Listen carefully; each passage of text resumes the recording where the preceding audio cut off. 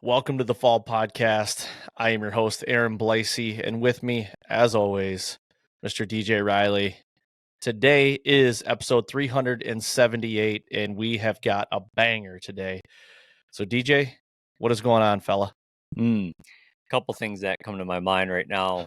One, I'm just simply scouting my ass off right now. I mean, that is just the plain and simple of it right now. We have zero snow here in Michigan. I mean, this week right now, like tomorrow, actually today, the day that the podcast drops, it's supposed to be like 68 degrees. I mean, the next week in Michigan, I see one day like teetering up into the low 70s. Dude, I am just walking my ass off. But something you said something right there in that opening line that had me thinking, damn, we're not that far from episode 400. But it seemed like it was just a year ago where we were like, dude, episode 300 is coming, and we were starting to plan that. That if you start doing your math, episode 400 will be this year, buddy. Yeah, we should throw it to the listeners. What should we do this year? Last year we had Buckley on and Zach Block. We could do that again, where it's just like a long haul, and that was a great discussion. Talk football. We talked. We should go back because we did talk about college football. Now it's over, and everybody laughed at me when I said Texas was going to be my sleeper. And look at them; they were in the Final Four, and one went away from the Natty, and Buckley's pick was in the Natty. Yeah. He picked Washington because remember when we talked about that, it was basically like, hey, you can't pick your favorite team, you can't pick Georgia or Alabama, so it had to be like it had to be a kind of like a real, not, I don't want to say long shot, but out of the ordinary team. But right. And when you think about it, depends on what the podcast schedule looks like. It's going to be right around hunting season this year. It could be right in the thick of the fall, so it's going to be a good one. Yeah, it will be. It'll be a good one. I'm excited. I'm excited, and I do want to say something here. So I've officially named the studio. And you don't even know this yet. Okay. So I didn't name it. I actually recorded a podcast with Mr. Jim Shoemaker last week, and it's going to go live here in a couple weeks, which is an unreal podcast. What I mean by unreal, this story, after we were done, I didn't know the story. This story, top 2 craziest stories I've ever heard. I'm not just saying that. It is. Okay, let me ask you this before you say anything else on it. When I think of crazy stories, I cannot help but think of Justin Rand's episode 1 of One Giant Mistake. Are we talking like, are we in that kind of story? Like, it's up there. It's like right there. Yeah. And the Cliff Notes versions of it is, so Jim's a Michigan resident and one of my friends, and you've got to know him here lately as well, and so we have an elk herd in Michigan, and he drew an elk tag this year. And just for reference, if you guys are not Michigan natives, he's the third person that I personally know that's ever drawn an elk tag in Michigan. Like, guys go their whole life without drawing one, because once you draw one, you're done. With a bull. With a bull, yeah. With a cow, you got to wait 10 years is what you got to do before you can even start applying again. So I'm just telling you, even if you're not an elk hunter, this is just wild. It's unreal. That's all I'm gonna put there. Like, so wild that at the end of it, like, honestly, Jim was thinking like maybe not wanting to run it because but for good reason, like he said, yep, nope, let's run it. Somebody will learn from this. And that's the best way to look at it. And so that is coming. But I'm looking forward to it. On that podcast, I talked about you and I did a BS session that we talked about naming the, you said Studio A, and I said let's name it, like, let's throw it to the listeners. I had a lot of responses, but one really stood out. Okay. I believe his name is Austin Wheeler. I believe. And he came up with 5 different names, but I'm going to hit the one that it is the name. This studio that I am sitting in right now will forever be known as the Chili Buck Lounge. I like it. So it is the Chili Buck Lounge. That's where we're going with it. It's I like it. It's personal to me because of my father-in-law, and a chili buck. If you don't know what a chili buck is, it's a buck. It's a small buck or a buck that you would kill just to put in the pot of chili. That's it. We need some camp meat. We got to put it in the pot of chili. That's the chili buck. So this right here is the Chili Buck Lounge. We will eventually do a I think it'd be cool to do a video of the Chili Buck Lounge eventually, doing some reconstruction on this wall that you guys cannot see right now. I've had to configure. I'm getting some more mounts back, so I had to move some stuff and getting some canvas pictures. So everybody will see it eventually. So yeah. Well, and I'm not surprised you picked that one, because when you told me that guy wrote in the names, naturally, I think as humans, like, you're gonna tell me probably your favorite name. But I do. I mean, I think the name is great, but I there should be a disclaimer to it though. Also, okay. we're gonna call it the Chili Buck Lounge, and I just don't know if the 190 Iowa buck, the 170 Ohio buck, the 140 something Illinois buck, like, I, do they feel do they feel a little misplaced in the Chili Buck Lounge? Probably. I do look around here. So I took the mounts off the south wall, and I'm gonna do a really cool layout. DJ inspired me to do a cool layout of some canvas pictures. But all the deer behind me, they are the biggest. Well, actually, I got 2 more coming, but they're the biggest ones I've killed. Those are the chili bucks right there. Those are the biggest chili bucks. Yeah. So I guess it's a little. I don't know what you'd call that. Like, I'm just giving you shit, buddy. That's yeah. all. You get that in those bigger jobs, We'll have to put a little scrub in here. I got one in here that, I wouldn't say he's a chili buck. He's probably a chili buck plus, probably like right just over the chili buck line. So I got one. Yeah. So speaking of listeners that kind of write something in, like he had 5 ideas. I had a guy today message me that he says, what's your guys' thoughts on like the fall doing a whitetail March Madness thing? And I was like, okay, like let's hear your idea. And I didn't know if he was going down the rabbit hole of like hunters or something like that, but then instantly, like, you could tell he'd been thinking about it. Instantly he hits me with like 36 whitetail, like not slogans, but just things that us whitetail hunters think about, and into a bracket. Where, like, you ever seen the Barstool brackets of like, oh yeah, yep.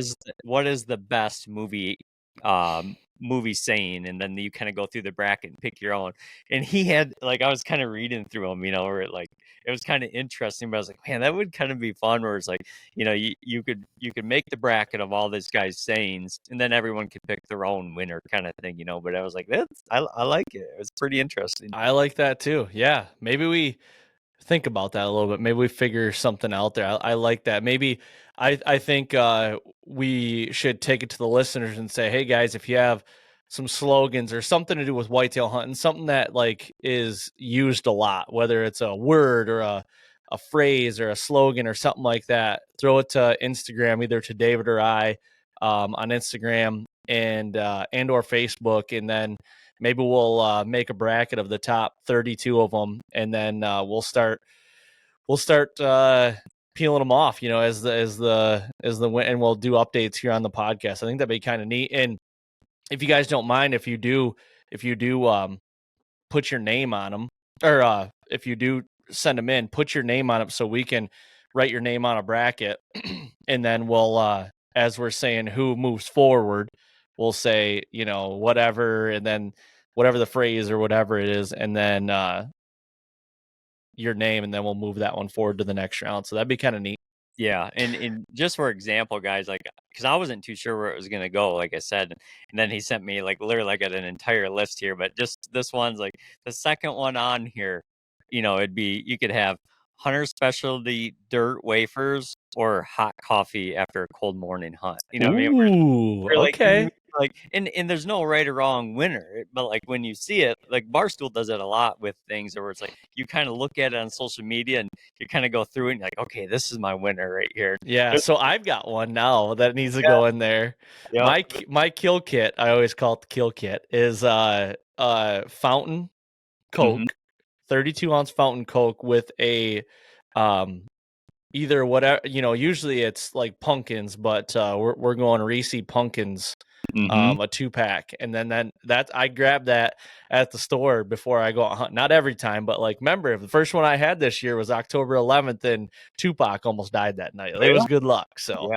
But yeah, I'll after this, I'll copy and paste it to you. 'Cause there's some good ones in there, where it's the ones that will kind of make you think, and that's what's fun about brackets and us, a lot of people still like March Madness for the basketball if their freaking basketball team's even good. But I was like, that's a good way of mixing in whitetails into yeah. the month of March also. Yeah, and as far as it goes, as David was saying, it's good. I am a diehard Michigan men's basketball fan, and they are terrible this year. And I'm still riding. I'm still riding them. Like I'm not a fair weather fan when it comes to Michigan. And baseball season's ramping up. I follow their baseball team. Like, I'm not fair weather. They are brutal this year. They lost in the NIT last year. They're not even going to make the NIT this year, so it sucks. But I'm not fair weather. I'm a diehard. So Let me ask you this. I don't know if you've ever put these puzzle pieces together, but we've had a well-known hunter on the podcast before, Scott Buckley. Do you actually know that Scott Buckley's nephew is the captain on their Michigan's hockey team?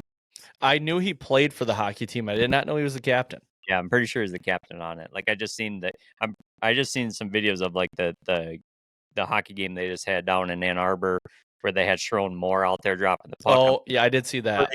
Pretty sure number 15 is Scott Buckley's nephew. Pretty sure of it. That's sweet. Yeah, pretty cool. That's cool. Neat. Yeah. Makes me even want to like him even more. Yeah. Scott's a good dude. Yeah, I like Scott. Scott's a good guy. So Big deer killer. But yeah, I do got one more question for you. Is there any other exciting news coming out of the podcast camp at all? Anything new by chance? there is. There Okay. is. There is. I'd love to I hear don't it. know if it's what you're referring to, but I'm gonna guess it is. We have a new partner for 2024, and I am thoroughly enjoyed about this. So Stealth Hunting E-Bikes, Mr. Dieter Kocken from the UP of Michigan. He's had an e-bike company for a few years now, and Dieter, I've went back and forth with him through email and on phone calls, and Dieter is such a good guy. He is down to earth. He's a state trooper. Good, really good hunter. I think he killed like a 7-year-old a couple years ago in the UP of Michigan, and just a hammer of a deer. We're gonna have him on here soon. I was gonna announce it then, but I feel like, you know what, we need to get this out there because I'm super jacked. You're excited, buddy. I'm really excited because I'm not gonna lie to you. The way I hunt an e-bike, I'll use this. I mean, 98, 99% of the time. I mean, just about every sit, and DJ knows all the properties I hunt and how this will, I don't want to say change the game. I hate that term, but it is very much like it'll change the way I hunt for the better. Like, it is efficient. It is I don't know, man. I don't want to get into some of the things because it's a lot of people listen to this, and I don't need to be, dealing out my secrets or anything like that. But, it's just the way that it's not like it's illegal by any means. What I'm talking about, I'm not only hunting deer and trying to stay away from deer, but you're trying to stay away from other things too, and it's a direct reflection around my area. I know people that try to figure out when I'm hunting on my property. And not only that, Aaron, is we've had these conversations off the record button. Is you talked about how it's going to change maybe how you hunt. I actually think that's probably going to be the smallest sample size that you actually see from having an e-bike. I think you're gonna we talk about how many hunting days we have a field compared to how many scouting and glassing days we have a field, trail camera days. for every one day you may be using it for hunting, you're probably going to be using it 10 days of the off season work. Oh yeah. 10 to Yeah. 1. That's going to be, I think just, taking off just using it for hunting, you could take that label right off of it. That thing's going to be year round. I mean, I hope you probably tell Dieter send you 2 sets of tires because those things will be slick by the fall. But I told him, I said, on one of our phone calls, I said, year 2, I might be on slicks. I might need to get some new tires from you. And he just laughed. So this thing's going to have a lot of miles on it. I can tell you that right now. He sees those tires and he'll be like, "Yeah, it looks like you headed to the sand dunes over on the west side of this." Yeah, I know. And I'm going to be totally honest with everybody. My e-bike knowledge is so green. I am new to this. I've been wanting one for a few years.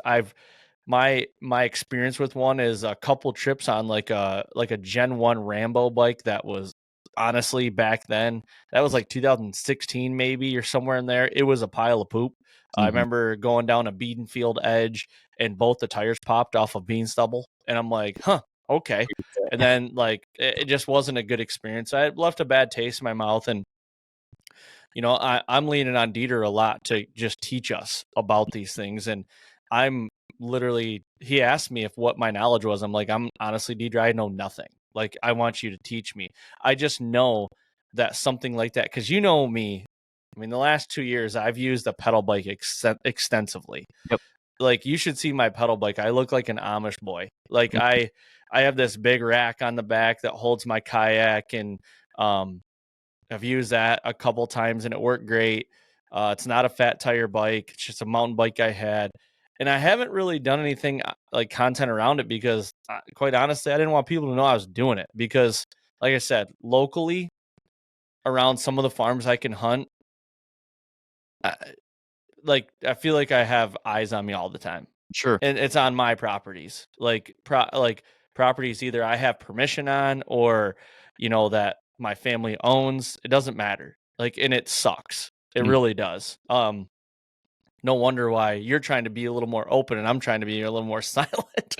But like I'll tell you this, two of the deer like no go last year, like that was a bike in. It was a bike in, and it I don't want to let's just say this. I was able to put the bike in areas where a vehicle or a ranger or something like that would be very visible for not only humans, but for deer. And it allowed me to be able to get into pockets and areas where I didn't have to worry about where I was parking, and then, the deer I actually just got back from the taxidermist that's hanging right over here, that double main beam buck in 22, I shot him. That was a pedal bike deer. Like that bike allowed me to get in from a different route. Still legal to have access that route, but it allowed me to get in there because I glassed the deer before I was going out. And it just allowed me to get in quiet and go a little farther than I would be able to on a truck or a Ranger or something like that. So it's very much like changed how I've done things. Yeah. Well, and I think one of the biggest things that you've done in your benefit to reduce that attention is you took the streamers off the handlebars and yeah, the ape hangers. I'm just up here, just just the multicolored just streamers off the end of each handlebars. 100%. I like them.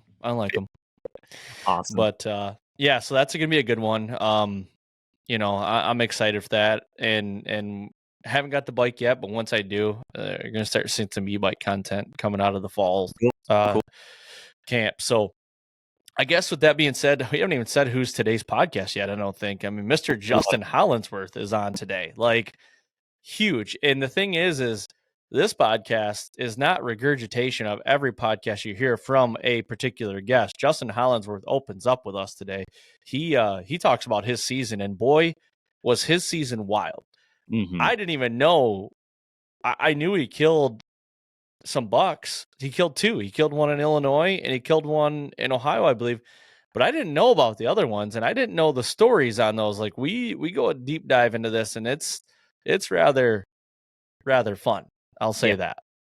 Well, and that's the thing, right? With social media, that's what people see is they see the $2 shot, and that's awesome. But here, between whether you're video on your hunts like Justin does, or the podcast platform that we're providing today, it allows the listeners to truly see what that whole season looked like for Justin. And here's the thing, guys. I'll be honest, and you'll hear it in Justin's voice too. Yeah, he shot $2, but boy, there was some. It was a roller coaster of a 2023 season for Justin. It for sure was, yeah, and this podcast was him and I. We recorded this a while ago, and him and I. Well, I know he was sick at the time, so he does sound a little under the weather, and I was a little under the weather as well, but it's a good podcast, and we're going to get into a lot of the stuff. But I do have some notes to talk about here real quick. Coming up March 9th is the Deer Hunter Collective. Now we've talked about, or we haven't talked about it yet on the podcast, but if you listen to the Deer Hunter podcast at all, Kevin explains what the Deer Hunter Collective is. This is the second year they've done it. So it's up in Mayo, Michigan at the Osable River Outfitters. It is March 9th, like I said. Tickets are $100. I think there's a few left, I believe. I was talking to Kevin last week. $100. I'll put the link in the show notes. So if you guys click that link, you can go and purchase those. But basically what you're doing, we're doing a podcast panel. So Kevin asked you and I to be on the panel with him and Jared Scheffler from Whitetail Adrenaline. So it's going to be really cool. They have a conference room basically that they can fit about 80 to 85 people in. And we're going to do a live podcast. I believe we're going to be taking some questions as well from the audience, talking about, anything and everything really. Jared Scheffler, yourself, myself, and Kevin Vistison will be on it. Kevin Leach and Alex Chop from Latitude. I believe I talked to Kevin about it today. I think he's going to be able to make it. Alex just had a baby, his second baby. So I don't know with his schedule if he's going to be able to make it or not, but we'll have a really good time. So basically it's a Saturday. The doors open at 11 a.m., lunch at noon. Live podcast and seminar from 1 to 4, and then anybody that didn't get a ticket, from 4 to 8 will be an open house, and there will be beer and pizza for everyone. If you guys want, there'll be raffles and in-store promotion / discounts that Osable River Outfitters is going to be putting on. I'm just reading here. 80 tickets. That's gonna be limited to 80 tickets. So I said 80 to 85, but that's basically the gist of it. And I'll put, like I said, a link in the show notes so you guys can go and check out and see if you can get one of those tickets. Hopefully you guys can do it. I know David and I will be up there all day. Even for the open house, we'll be up there. I'm not going to stay the night there, so I'm going to jet out after the open house. But it'll be a long day. But if you guys want to come up and even say hi to us or talk or chat or anything like that, we're going to be there. So looking forward to that. Yeah, it's I tell you what, when Kevin first asked us to do it, man, I was kind of excited to see it happening because, I thought about when I was a kid, we always had real cool hunting shows to go to in Lansing and Grand Rapids. And, I know a lot of people think that, like, the hunting show circuits kind of died down some, and I'm sure it has, but I tell you what, it's really died down in Michigan. Like almost nothing nowadays. To see this come together and then be able to, come up there with a bunch of like-minded people. They're going to serve you lunch, they're going to serve you dinner, they're going to serve you beer. So for anyone that thinks like, man, that's $100 ticket, where it's like, well, they're also serving you a couple meals, and it's going to be very limited. And the door prizes alone, like I'm guessing that you win one of these things and it's going to be well worth your money. Even if you don't win something, I think it's going to be well worth your money just to get out of the house and just shoot the shit with a bunch of guys. For sure. Yep, I couldn't agree more. I know we're getting lengthy in this intro, so let's get to a couple reads here real quick. Don't skip ahead because I'll rip right through these. But don't forget Latitude Outdoors, Helix Broadheads, Exodus Outdoor Gear, Garmin, Buck Bourbon, America's Best Bowstrings, and Prime Archery if you guys are looking for any of that gear, Stealth e-bikes as well.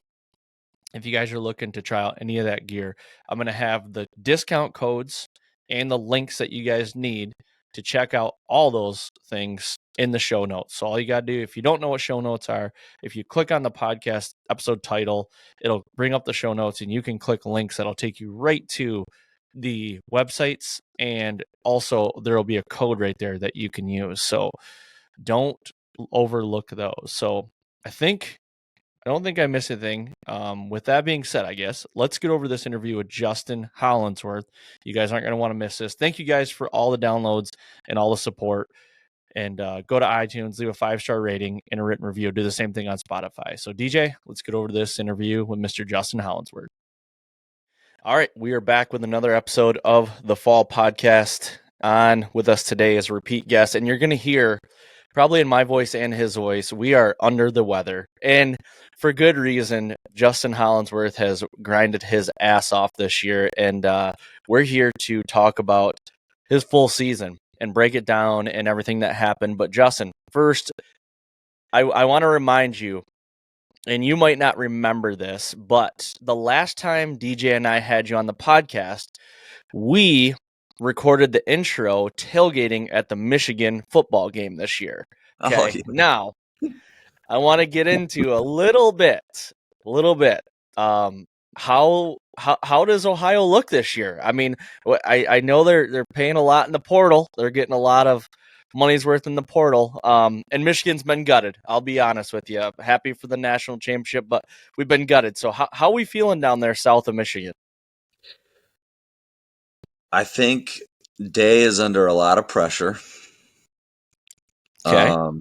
I do think they're going to be pretty good. I think there's still some question marks on who exactly is going to be the quarterback, especially considering, our quarterback left to go to Syracuse for whatever reason. I just still don't understand going to Syracuse, but I don't know. They're going to be right there, top 5 kind of team. But we'll see. Got a lot of kids that came back. The biggest one that we lost is Harrison. Right. But there's no way he can't stay to play college football. I kind of thought he might, though, because, just growing up with his dad being who he is and stuff like that. And now how college football is, these guys being able to make the kind of money that they are. I thought, well, maybe he might stick around, but that was just me being optimistic, I guess. I tell you what, I've seen some of the numbers that were floating around to keep Marvin Harrison there, where it's like, man, that's big money, right? But it's also like, I think about it in their eyes, we're like, yeah, that's life-changing money for sure. But it's also like, there was a point when he was probably 6 or 7 years old that like he had a dream of going and playing in the NFL someday, where it's like, there's still like, yeah, there's money involved, but there's also to be a dream out there to, finish chasing. But when I think of the Buckeyes this next coming year, you made the comment about Ryan Day being a little bit under pressure, where I think it's a now or never year for them. Just by like looking of how many guys they did return outside of, Harrison, they returned a lot of talent on that team, a lot of skilled positions, and, got a lot of skill positions in the transfer portal too. So I think when you talk about that pressure, it's a pressure. It's a now or never kind of thing. Yeah. Well, like you said, we did get a lot of kids that are coming back from the skilled positions. So that's going to help. Our tailback's coming back. One of our stud wide receivers is coming back, and there's, Ohio State, Michigan, Alabama, Georgia, those schools are just always going to have crazy talent. Yeah. I mean, it's just what happens. Yeah. I tell you one of the kids, because I've seen the Michigan Ohio State game in person, and Aaron and I actually went to it this last year. But one of the kids that returned for Ohio State that I think is, he's a hell of a football player. I know I can't remember his name, but if I did, I won't even pronounce it right. But number 44 on defense. He Their plays. linebacker. Their D end, their Yeah. linebacker D end. Yeah. When I seen him returning, I was like, okay, he's seeing his full college career out. Yeah. I've only got to see that Michigan Ohio State game one time. It's kind of funny because my son was little. It was the first Ohio State game he's ever gone to, and we were undefeated that year. And I take him to the Michigan Ohio State game, and they beat Michigan to go undefeated that year. And we left there, and I said, "Dude, like what you got to see today is not something you get to go see. like this is pretty special, pretty special game." So I think that was I think that's one of the last games him and I went to since then. Yeah. That was a different experience. Like where I sat, I was a little bit in front of DJ there. I was on the third row in the end zone where Roman Wilson caught his touchdown. I was literally third row, but right to my right was all the Ohio State players' parents. And oh my gosh, it was when Ohio State did something good, they were just chirping us. But then when we would do something good, oh my God, it was no holds bar, like just chirp them like crazy. It was a great experience. I honestly don't know if I'd ever, whether it's Michigan, Ohio State, or any atmosphere, again, I don't think we'll ever top that game right there. It was such a good time, and man, I'm glad I paid what I did to go to the game because it was a last minute thing. We weren't even gonna go, and DJ texts me. He's like, "We're going to the game tomorrow." The night before, and he's like, "You want to go?" And I'm like, "Yeah, let's go. Let's do it." Yeah. I tell you what, I will say this, and I've said it the last 2 years. JJ McCarthy is such a stud, though. I love that kid. I think he's just such a. I think he's going to do well in the NFL. I think he just has. Some people are just winners, and he is just one of those kind of guys. He might not have all the tools as some of these other guys coming, into the league, but I think he's going to do well. Yep, I agree. He'll will his way to winning games. Like that's just he doesn't take anything less than that. His DJ knows I'm pretty hard on the kid. I think he's good, but I don't think he's like extraordinary. But what he does do is he'll go out there and he'll grit it out and he'll win you a game however he needs to. Kind of like a Tim Tebow in a way. Like Tim Tebow, he doesn't throw the ball very good. He can run. He's kind of what position does he play the best? And it's like, but the guy just won games. He just find a way to win, Yeah. So that's a good kid to have on your side for sure. Yep, for sure. Anyway, let's get into some deer hunting. I know you grinded it out. I mean, shit, you had a season's worth of. I mean, you just shot a deer like what last week? Yeah, last Wednesday. As we're recording, so a week ago today, as we're recording this, you filled your Ohio tag. I mean, you grinded it out. So I want to start right off the rip, like just at the beginning of the year, because you did some Illinois hunts. You hunted Ohio. Did you hunt anywhere else for early season? I went to Kentucky for their opener. It was me and Andre went down there for their opener. We had some ground down there to hunt. It just didn't pan out at all. We never even had a deer on camera, I would say, that we were interested in. And we had quite a few different farms. I don't know. It was kind of weird. Like we did not even get many deer on camera. We had a lot of sets that we didn't even see deer. And I drug him down there, so he was chirping in my ear the whole time about how crappy this place is. There's no deer. I think we had 5 or 6 sets where we got skunked, where we never seen a deer at all. And it was hotter than hell. I was in Kentucky the same time you were there, and I'm like, get me out of here. What are we doing here? It was 100 degrees. Yeah. That early season down in Kentucky, that's a different animal. I don't know, just from as much as you sweat down there hunting, if you go down there for a week-long trip, I don't actually even know if your stuff ever dries out. Like I truly, I'm not sure it ever does. No, it's one of those things where like you don't care about how much you sweat in your clothes the day before. You just throw them back on because by the time you get to the tree, you're all sweated up anyway. Especially if you're going to hang a stand, under when it's that hot and, just the humidity's so bad. And I look like a pincushion when I got back. I had so many mosquito bites all over me. I'll tell you, I don't know if anybody could pay me enough to go down there and do that again. That was brutal. Like that. Yeah.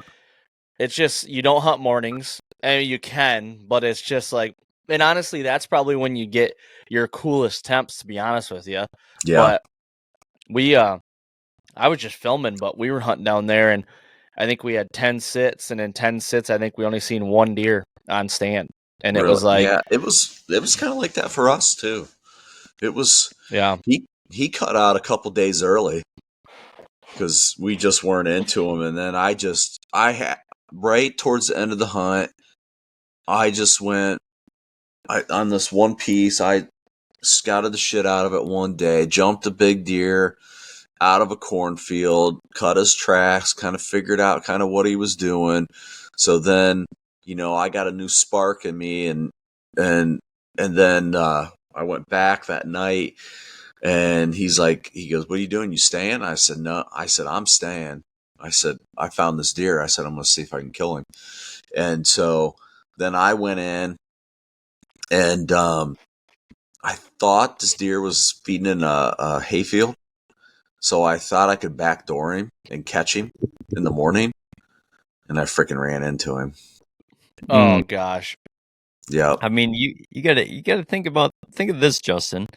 I mean, now hindsight's always 2020. Looking at it, like how long your Ohio season was is, not only did you sign up for just the fall this year, if you started in Kentucky and took Ohio all the way to the end, that's 5 months. You almost hunted for half a year this year. Like That's wild. your season wasn't just the fall. You didn't pick up the Ohio Hunters Digest and thought, I'm going to take it from opening day to closing day. I'm also going to add Kentucky on the front end of it too. That's a long time. It is. That is wild. It is a long season. I think I kept track of that. I've hunted 86 days this year. Wow. That's crazy. It was, and then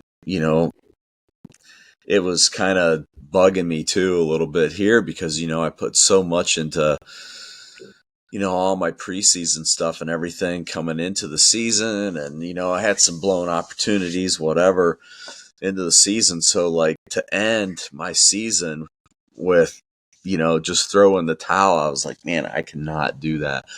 Plus I got on some good deer towards the end of the year too. So that helped. I had some options, I didn't have to hunt one specific deer, even though I always tend to get hung up on one. That I think we all do that a little bit. Mm-hmm. Yeah. Now, let me ask you something on that, Justin, on that comment about getting hung up on one deer. It's something that I've been starting to like really toy the idea with over the last couple of years that, and I want to see what you think is you look back at some of the seasons that you've hunted one specific buck.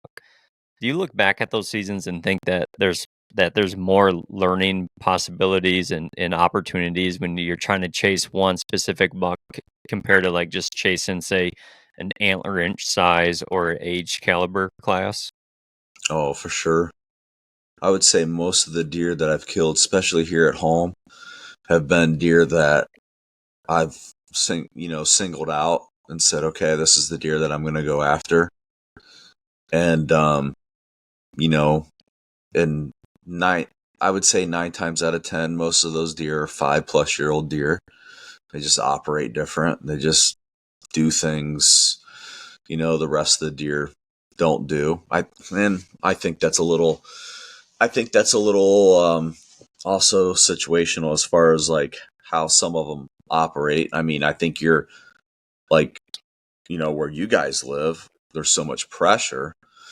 I think maybe that might, you might have 3 and 4-year-olds that maybe operate maybe even a little more like that. I can't say because I've never hunted there, but it's always been my thought on, so, everybody, here, everybody gets on these podcasts, and everybody that's on a podcast hunts the deer that they hunt are the hardest deer or to hunt wherever you go.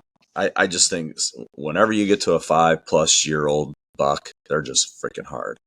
And they just have little things that make them tick a little bit different. And I think that's what you got to do. You got to get in there and figure out, exactly what those, little things are. And some just do. I was hunting a deer during late season this year, and I could not tell you what that deer was going to do from one day to the next. And even during late season, he would end up all the way down a buddy's farm that was 1.5 miles away in late season. So, they're all so different from each other. But that's what I love. That's what I love about it. Well, and that's a good point, because you try to say it, we try to say it. I do anyway, and I think it all the time. It's like, we all three hunt a lot of private ground. And, that's typically all I hunt. And, I know deer from year to year. And the thing is when you just think you know a deer, you really don't know a deer. Like, you don't. Unless you have a corn pile or a bait source or something. And still to that point, he's not going to do it consistently. Like, it's just, now there is one, like if you're high fence, Texas, corn, I've been there, filmed those hunts. Like, yeah, the deer's going to show up. But, in the wild, age class, whatever the deer might be, you just don't know them. You don't. And it's a game of guessing and luck and knowing some things. Yeah, you got to know, you got to have some woodsmanship. You do. You got to know terrain. You got to know how the deer use it. And like that is known. You have to do that. But the thing is like, it's wild. Like when we were in Kansas this year, back home on one of my farms that a lot of my buddies and family can hunt and everything like that. There was one guy that was hunting, and he had the whole farm to himself. Well, we had this deer named Tupac, and David and I are in a tree in Kansas, and Tupac shows up on cell cam, and that hits my phone. It doesn't hit his. He doesn't have access to mine. And I text him. I said, "Where are you at right now?" That was smart. You cut him off. That's what I try to do to Heath all the time. I said, "Where are you at?" And he goes, "I'm in the clear cut, on the edge of the clear cut." I'm okay. How's your morning going? Good. I didn't say one thing about Tupac was probably 600-700 yards from him, working a different part of the farm. It wasn't 20 minutes later. He texted me and was like, "Dude, Tupac, I was just at full draw on him." And he had no idea I just got him on camera. Okay. And we didn't have any recollection of him where he was hunting. And then he just shows up. Like, he is full draw. Couldn't get a shot at him. And I'm like, there you go. There's where I got him on camera is where he was living. DJ knows every step of the way, every picture I got of this deer. He was in this area all the time. I encountered him in that area. And then where this other guy gets an encounter with him, it's like mind blowing. Why are you there? You know what I mean? It's just all literally luck of the draw. And it's just crazy like that. Well, and you're talking about those cameras, and I tell you, I've done this a bunch of times where you chase pictures, and that's a bad game to get into, I think, because you really need to be thinking about predicting that movement before it happens, not once it happens already, because a lot of times you get into that where you're like, oh, I got pictures of him 2 days in a row, or I got pictures of him yesterday in there or whatever, or this morning, and then you jump in and try to hunt that deer and you don't see him. Man, I tell you, I did that for quite a while, and it didn't work out for me. I shot a few bucks, but 9 times out of 10, it was me going and setting in a spot, the deer never showing up. And I think 9 times out of 10, I educated that deer on me when I was leaving. Mm-hmm. I tell you what, I like that point right there that you brought that up because, we talk about every deer being an individual. And, a lot of times you could have 2 or 3 years in a row where, you may have a mature buck in your area that they all kind of do the same thing. And then all of a sudden one throws you for a loop. Mm-hmm. That's what I've had over the last 2 years. And it wasn't even necessarily so much trail camera that opened my eyes. It was glassing.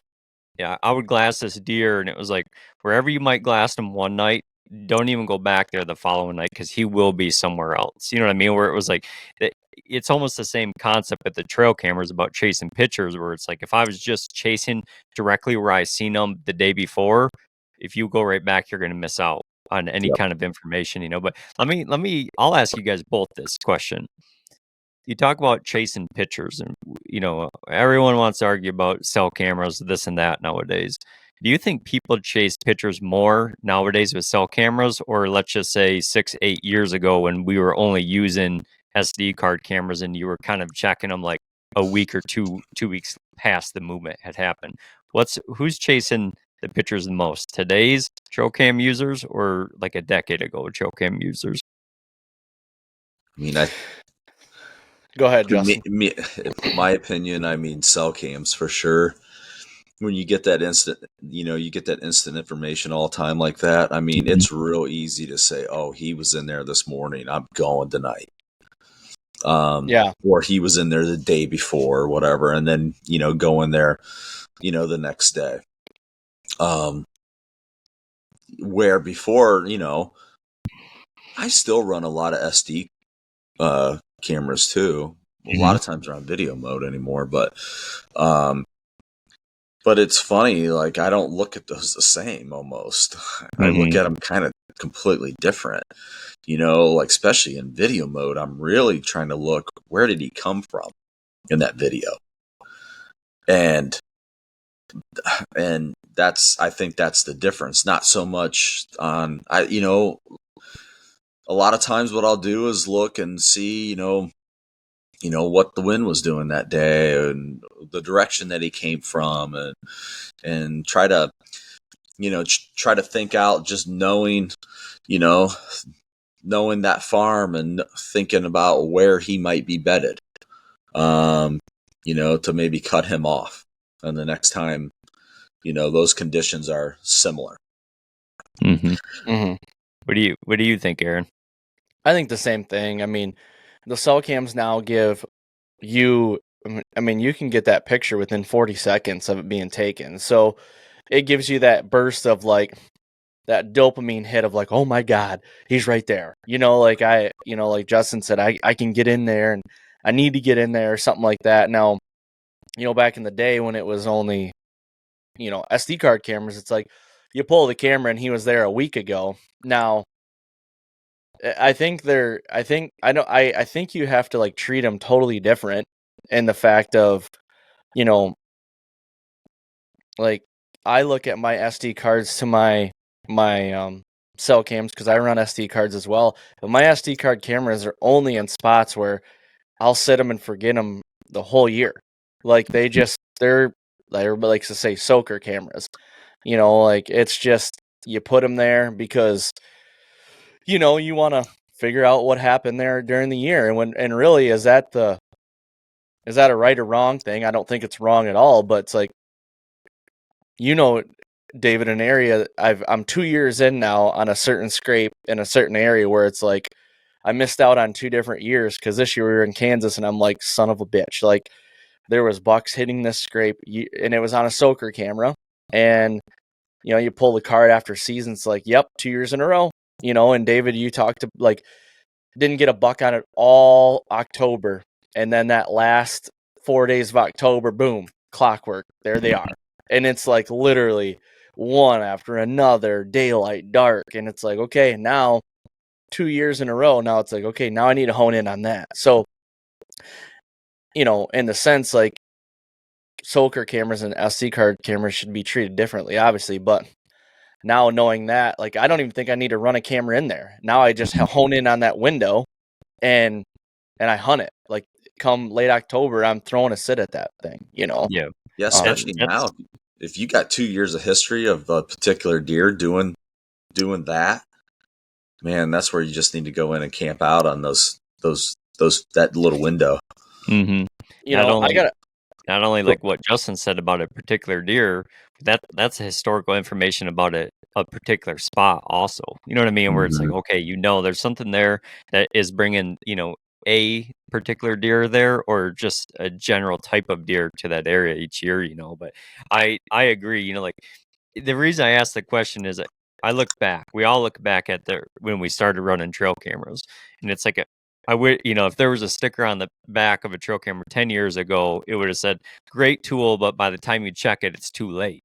And now, like, if they had a sticker on a cell camera, it's like, great tool, but don't chase these pictures. You know what I mean? We're like, those are the staples, where it's like, man, back in the day, it's like, we were always too late to chase the picture. Now we can get instant pictures, but now we chase them, or it's like the complete opposite. Where it's like they're SD card cameras, cell cameras, both great tools, but proceed with caution how you use them, kind of thing. Oh, yeah. Justin, how do you fight the urge of chasing a picture? Because I'm gonna guess you probably still to this day probably get a picture and it's like, oh, he's there. Like, how do you fight that urge? Is that something that's just like, well, that's already happened, and with experience, you've experienced this before. It's like, well, he's not gonna do that. Like, I can't just go in there and barge in there, and you got to be more strategic about it. But how do you fight that urge, or how do you deal with that when you get it? Probably by observation sets. I'll probably set back instead of just going for broke like before. I'm like, oh, I got a picture, I got to get right in there. Now I might throw an observation set, set back and just, see if I can see that deer do something that I can pick up on before I go right in and bust in on the deer, and then and be off in what I'm thinking he's doing based off of that picture. Because, I mean, how many times have you ever got a picture of a deer and you're on stand and you see the deer go by, and if you to look at the picture on your phone or whatever, you would have swore the deer came from the north, but he came from the south, really. So that's the difference in like being able to set back and then, have that observation set and then say, oh, okay, now I see the whole picture. Now I'll make my move. As long as, you get the same conditions, same winds, all those types of things. Because if that switches, that wind switches or the weather switches in some way, that's definitely going to change what he does. So it's all about timing it, perfectly. And it doesn't always work out like that. Yeah. I mean, there's so many times it's like, how many times I've literally like have left my shit in a tree before, thinking and looked at my phone thinking, okay, I'll slip back in here tomorrow, I'll grab it and then slide down there with my stuff, whatever, and then the wind switches. I mean, where now I've had to like completely change my plans on like how I'm going to go about this whole thing. That I think that observation set at least gives you the opportunity to be able to like plan out that one-time strike. Yeah. Because I got a question about that observation sit, because I think I hear a lot of people struggle with this, and myself included. I hear a lot of people feel like they don't have time to have an observation sit, like they're on limited, hunts or whatever. I'm going to try to paint a picture and see if I can't word this correctly. Let's say it's October 4th, Justin, and you want to go on an observation sit. Does that mean that you are going to be able to hunt October 5th and say maybe 6th? Or like, how big a buffer are you kind of like planning in your head? How many days after that observation sit are you kind of planning on hunting where you could potentially say, okay, I can hunt 2 days after the observation sit? Or is it like, I have to be able to hunt immediately the day after the observation sit? Like, what's that window look like? Immediately the day after. Like if I want to be, if I'm going to go in there and mess around at all, I want to be able to go in there, see what I want, and then make my move the next day. And maybe even the following day as well. Maybe hunt the following day, like I at least want 2 days to hunt after seeing something. Like I said, does it always play out like that? I mean, no. You might go in there for your observation set, might not see anything. You might not see the deer at all. And then, now you're left, scratching your head again. And the next thing you know, the deer's back on camera again. And you might have to do it a few times to be able to see them doing it. And maybe to see too, like maybe it's a rotation that they're on. Maybe it's like a 2 or 3 day rotation that they kind of come through there, because maybe that's, maybe there's a scrape in there. And that's really what you're kind of, watching from afar and want to, make your move on. But you need to be open. You need to clear your schedule. I'll just say that. Okay. To make that move. That's what I always wondered, because guys are always, they're talking like, man, I don't know if I got time to waste one. And it's like, man, if you're going to do one, you got to be able to hunt, like you said, the 24 hours afterwards or 4 to 8 hours afterwards, but because I've heard you talk about observation sits for years, but let me ask you this. When you first started, when you learned of maybe someone that was using observation sits and being successful from it, when you first started trying it, how kind of mental part of it, like how difficult was it to do that until you finally seen a direct reflection of success from it? Because that may be what a guy's thinking about is, like you said, that you could try this a handful of times and it may not work, but all of a sudden when it does work, it's like, okay, that the light bulb goes off that it can happen. But it's almost like a mental toughness part where it's like, man, you're somewhat, it feels like you're wasting a hunt, but you're not. You're just gaining that intel. It would have been 2000, the 2003, 2004 season. I remember picking up on some of this stuff from some guys, and I would say those 2 seasons I had to be in, I had to get in there. And I couldn't do it. I'd watch it, and then I wouldn't let it play out enough to where, when I made my move, it was the correct timing. Then it was 2005.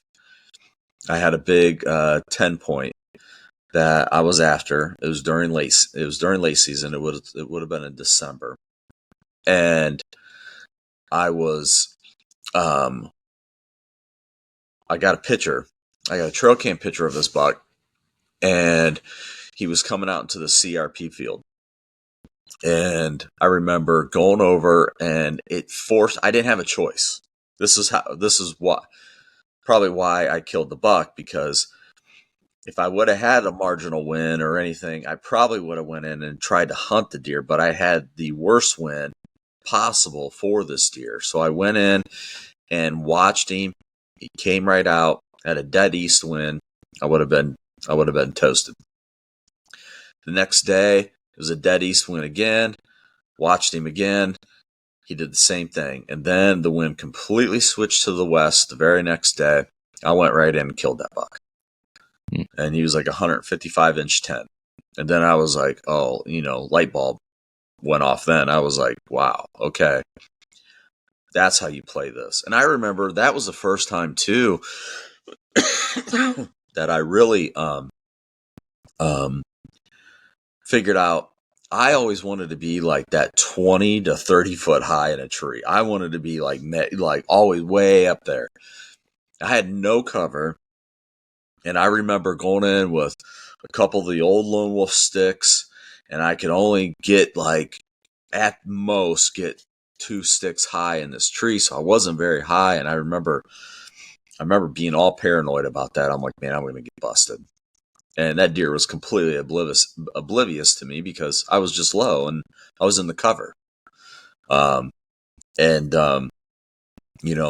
That one particular deer taught me about staying patient, sitting back, observing. and and also about it doesn't matter on the height. It just matters about the cover and where you place yourself. Mm-hmm.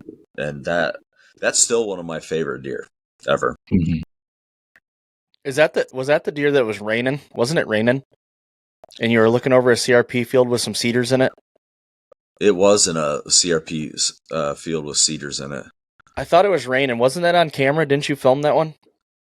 Or no? I did. I have it on video, but I don't think it's ever been seen. I wonder I don't think it's ever been put out there. Okay, I must be thinking of a different one, because the one that I was thinking of was, I think he was a tighter deer, real heavy, tight deer. It's the Oh, Iowa that was buck. probably that one in Iowa. Yep, Mhm. got it. That is one of those hunts like you watch so much, outdoor, content, television shows or whatever.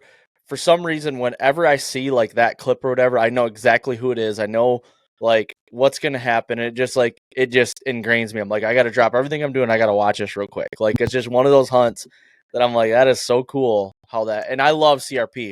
Like I love Yeah. CRP with cedars in it. If you could be like, what would be your perfect property?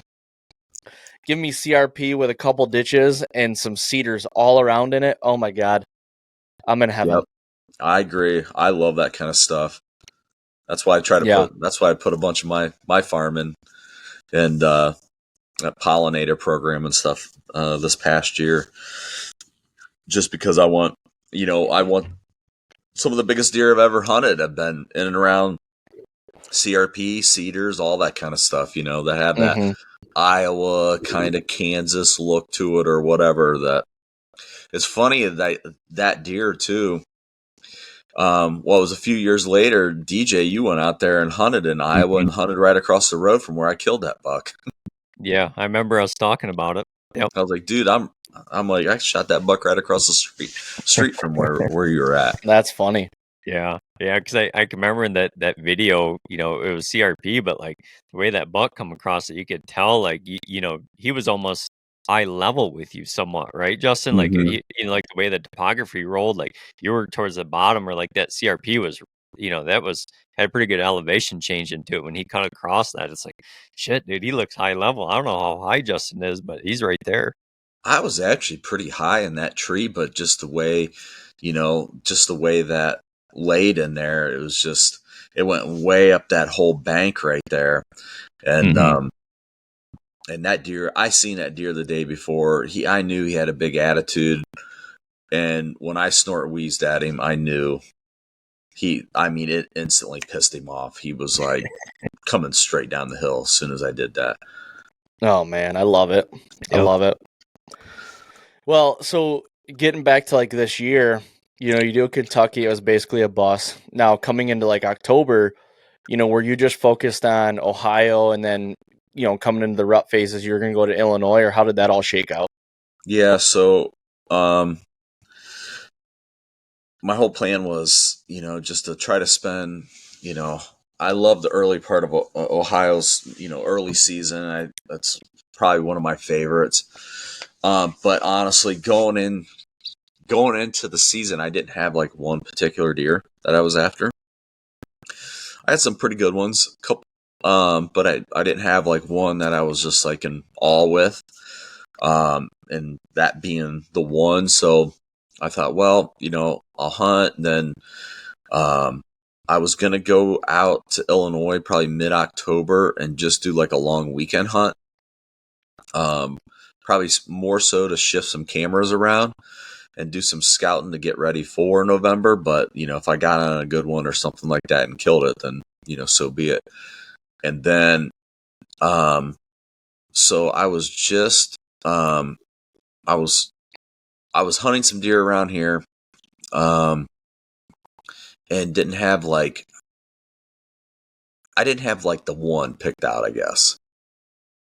And so then it was, I don't know, sometime in October, I got a picture of a deer that I thought he looked like, I don't know, he's a Big 10, probably pushing, I thought 160.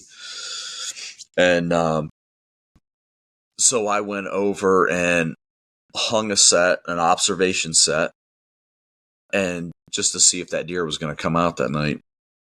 And when he did, I about shit because he was way better than 160. I'll just say that. And I did not. Did you know the buck before he showed up that day on camera, Justin? Nope, never seen him. Okay. Never seen that deer ever. And when he showed up, now later after getting to know a couple of the guys in the area and stuff like that, they had known of him from the previous year. So he came out. He was actually coming right into me, and then there's another small buck that came out of the woods. He was following two small bucks right up to me, and then there was another small buck that came out, and he turned around and he went all the way back down the field, this secluded hayfield, and went all the way back down there and started sparring with this little tiny buck, and so hunted him. Stayed on him. Then one night I slid down this fence row a little farther. Right at last light, he starts coming. He's on a string, and he's coming right to me. And I am hooked up with tension on the string, and I was just honestly getting ready to draw my bow. And there was a small buck that was in there earlier, and he went down into the creek bed, and he gets to about 40 yards and he freezes up, and he kept focusing down in the creek.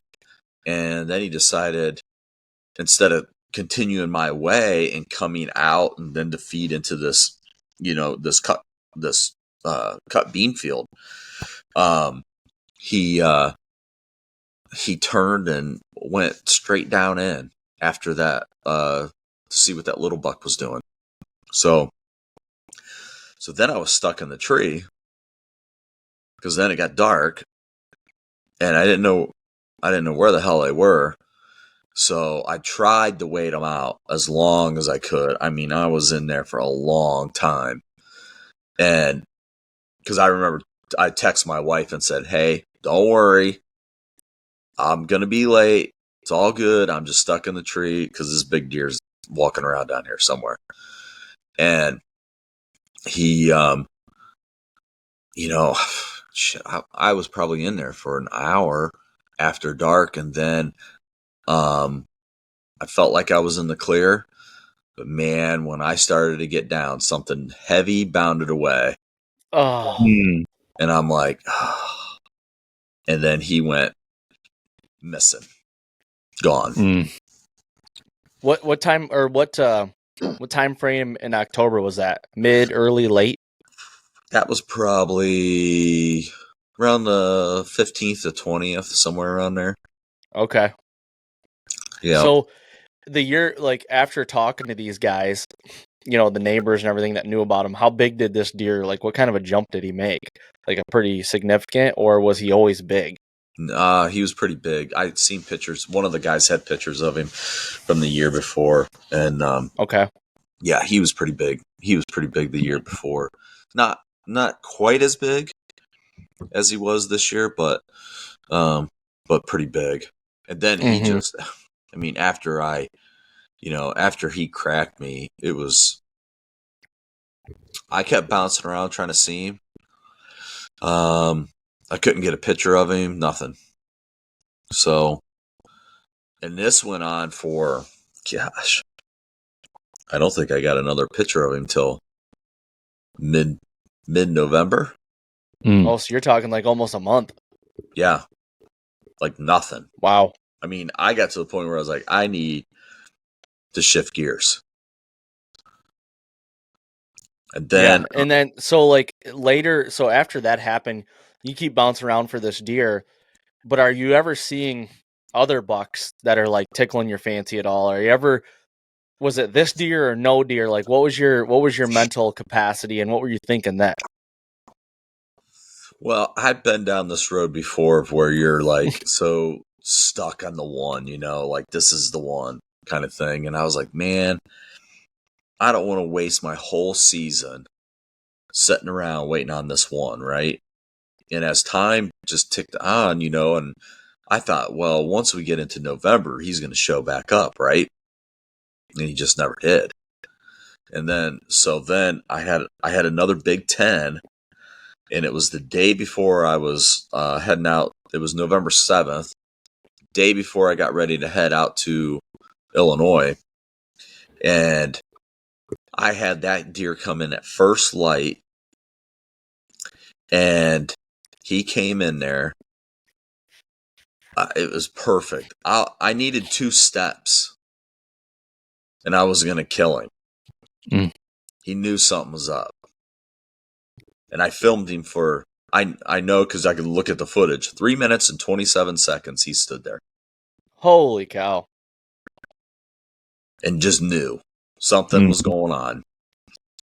And he literally was like a statue. And I had my bow in one of those kind of awkward positions where you got it out, but then you got the cam on your knee kind of deal, trying to, not get wobbly on, and I thought, man, just take that another step or two. That's all I need. And then he turned, and when he left, he left exactly the way he came in, right through the thick stuff, and walked out. Wow. So I was like, did that buck just like do that slow turnaround and walked out of there? Like, didn't it show no alert sign to any other deer in that area? nothing.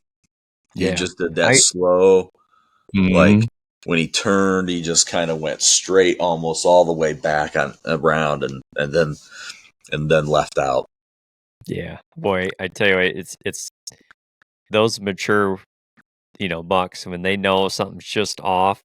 It's funny how they don't create chaos when they leave. They just kind of slowly turn around and just slip out of there, or it's like they know, it's almost like they know they've worked to that point and had no issue. So then they almost just take that same point and reverse it out of there. Oh, he was silky smooth leaving too. I mean, he didn't make a noise, leaving out of there. And then I was like, then you're like, I was leaving the next day anyways. Actually, I think, I stuck around and hunted that evening. I was like, I got to a hard decision. Yeah, because I remember I think I text Heath, because Heath was driving out there or whatever, and I said, I'm going to stay. I said, I got to hunt at least tonight. I said, I just got to move out of that spot and see if I can't catch him, and then I'll get on the road in the morning and head out there. And then I didn't see him that night or anything. And then the next day I went to Illinois, drove out there, and we had some pretty good bucks on camera. I spent, the first day that I got there, I hung a set in a spot that I knew this big wide 10-pointer was hanging out in. And I knew, with it being, middle of the rut like this now, I knew that deer was going to be, in that area a lot. And I'd built a mock scrape in there too. And, but then I just didn't have the wind to hunt that spot. So I kind of bounced around and kind of stayed patient, and hunted a couple different areas of the farm. And then, the evening, it would have been, shoot that deer. It would have been around the 10th or so, I guess. Or no, it would have been the 10th. I still didn't have the wind, but the wind was going to switch the next morning, and it was supposed to get much colder. And so I went and just set on another spot on the farm, and I had, you'll see the footage of it. He's at least, if he had both sides, he'd have been in the 170s easily. He had one great big 6-point side, and then he was broke off from the brow tine out. And I had him at 5 yards. How did you like that break? And break like that? Like, I actually have one behind me. That one right there. See Yeah. the beam broke off? He's got 34 inches of beam, or 34 inches broke off that side. But his mass is so big. He's from Kansas. And DJ and I talk about all the time when he comes over. It's like, how did that deer break that antler? It's just wild. Almost like they had like a weak spot, at the G3 right there or something like that. It was just easy. But I'm like, boy, I would love to see how something like that breaks. Wouldn't you love to see that fight? Oh, yeah. imagine the loud pop when something like that breaks, like an antler like that. It's got to be wild. It's Mhm. got to sound like When a it- couple baseball bats just smashing together. Yeah. Yeah. 'Cause You see that, not like it's often, but like when they're missing a bunch like that, it's always right after that brow tine. And it's Oh, not yeah. like that's a spindly part of their rack. The more and more you think about it, it's like there's got to be something to do with like, when they decide to lock up, that it has to be one of the most impacted parts of their antler, like brow tine to brow tine, just outside there. The same as like, remember that buck named Chuck AB? Like he broke off both sides. Justin, all he had at the end of the season were just his brow tines, and he broke off everything else. Where it's like, dude, how do you snap off both of them right after the brow tine? I just don't understand. That's And how he this wasn't a small deer either. when this deer came out, all I seen was the good side, Mm-hmm. So I was hooking up, I was pressing record and I was getting ready to kill him. And then he turned and I was like, are you kidding me? Here, check this out. See if you can see that. Oh Yeah. Oh gosh, he's got mass for days. Oh, yeah. He was too, broke right after the brow. Yeah. It's crazy. Walks. What was he, just a typical 6x6, Justin? Did you guys have Yeah. pictures before he's broke? Yeah. Yeah. I had a bunch of trail cam video clips and stuff of him. Yeah. He was like a perfect 6x6. And he walked up there. They don't come every day as a 6x6. Like those are still No. in today's world, those are still pretty rare. Yeah, there's not a lot of 6x6s. They're super rare. He came up there, and I remember getting back. I showed Heath that clip when I got back. I said, dude, look at this. And he was like, oh my gosh, he's busted off from that whole one side. I was like, yeah. I'm like, I know that deer's over 172 easily. And it was like, that thing didn't have a care in the world. It was walking around down at the base of my tree and just, Mhm. Almost like he knows one side's broke off and everybody on the farm's probably not going to shoot him. Yeah. Yeah. Yeah, I thought you were gonna say he got back to camp and Heath said he tried to shoot him but hit his antlers. I was gonna say though, He wouldn't have told me. He Yeah, wouldn't have he told wasn't me that even if he did it. yeah, he already deleted that clip off the SD card. He's listening to this right now and he's like, well, yeah, they nailed it. I got to Got delete that clip now. But I was gonna say though, like that clip you just showed us, gosh, he looks like he's well within inside top pin club right there. Yeah, he was he's a hammer. I hope he made it. Mhm. There's some, But shoot, you're talking, between mid-October to mid-November. This is, encounter 3 with, 3 really, really high-end caliber deer. Mm-hmm. yeah. I was getting on him. That's for sure. I just, just was having some bad luck, just one thing or the other was going on. So the next morning I went and jumped in that stand that I had hung on that first day that I got there. And I knew that Y10 was in there somewhere. And it was about 9:30. He popped out and he was all the way down at the bottom of the hill there.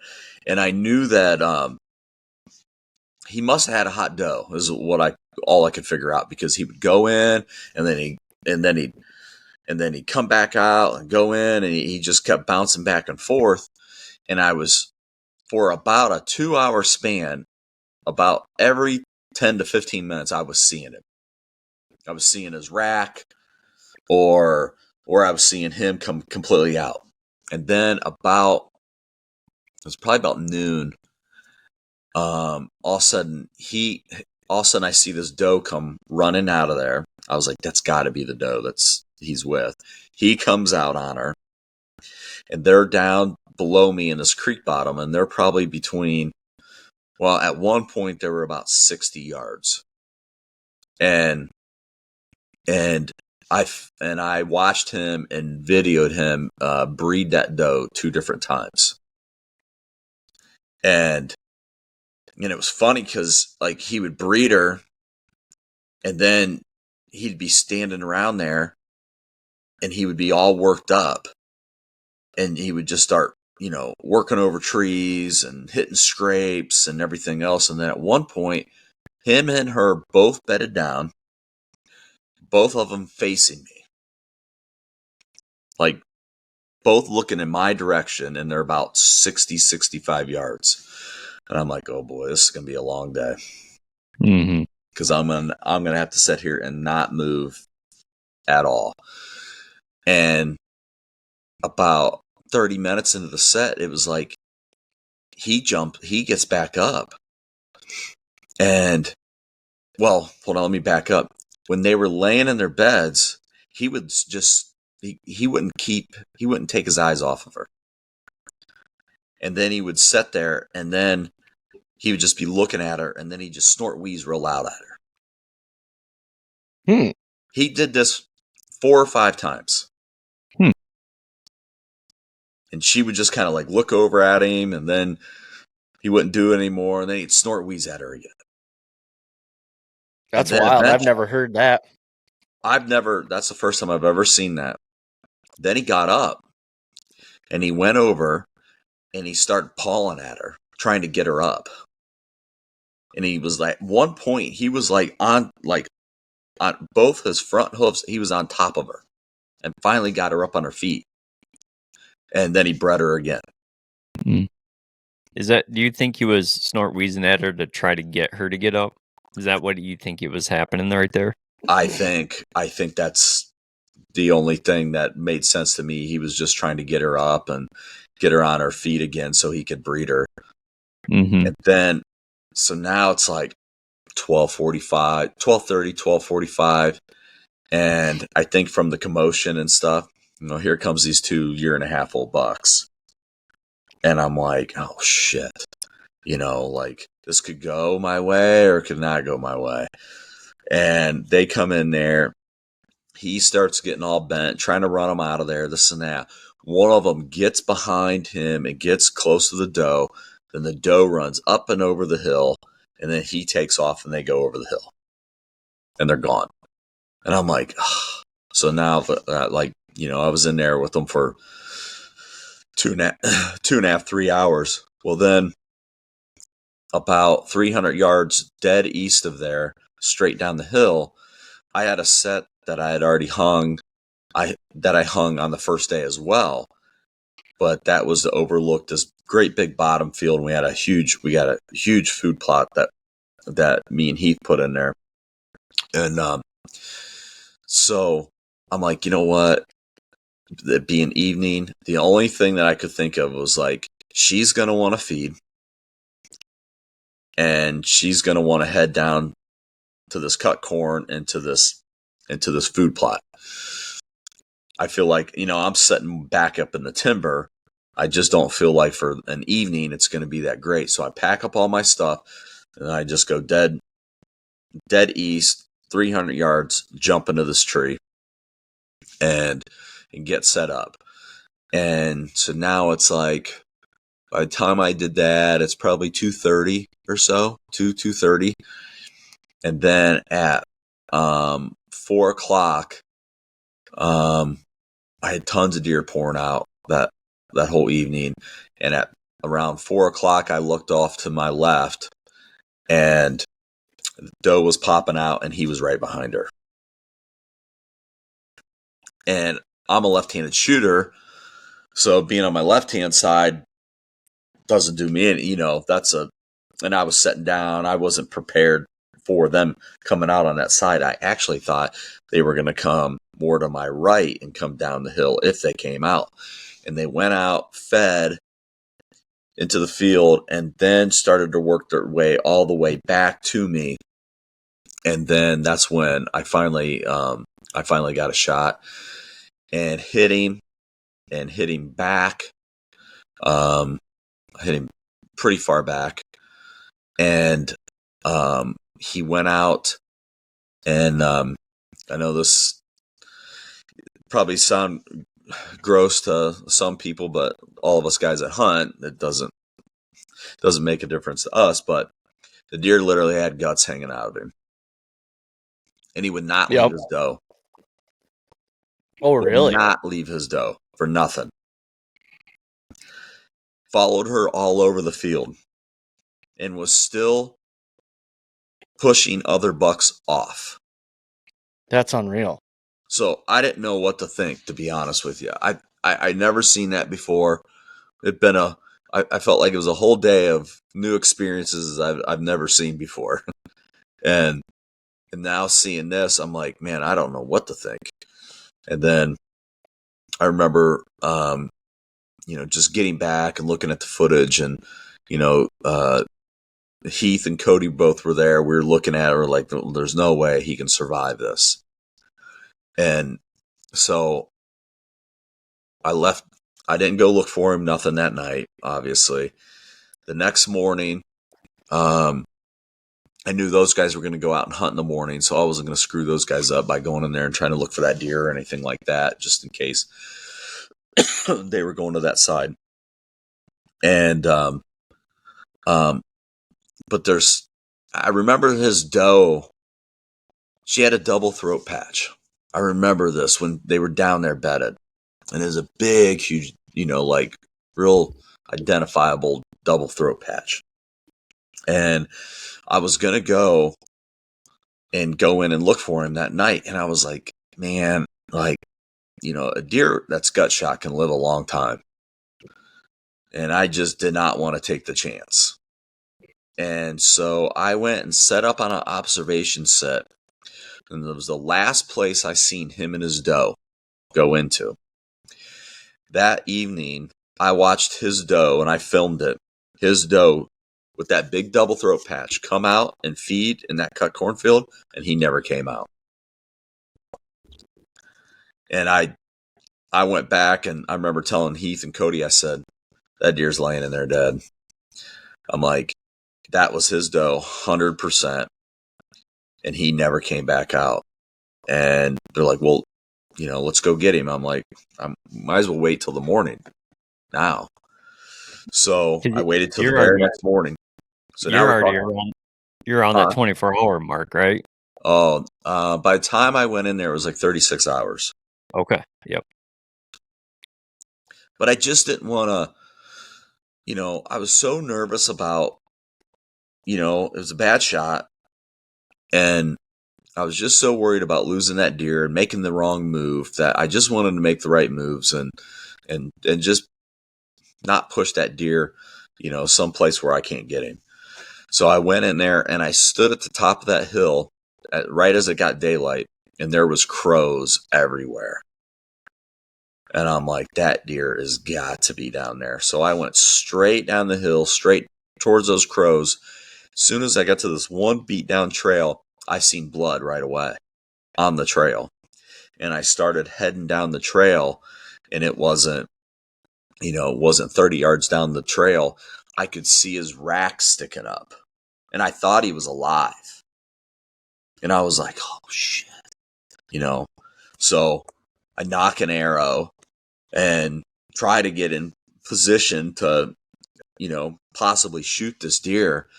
But then I got closer to him, and then he died that way with his head up against a log.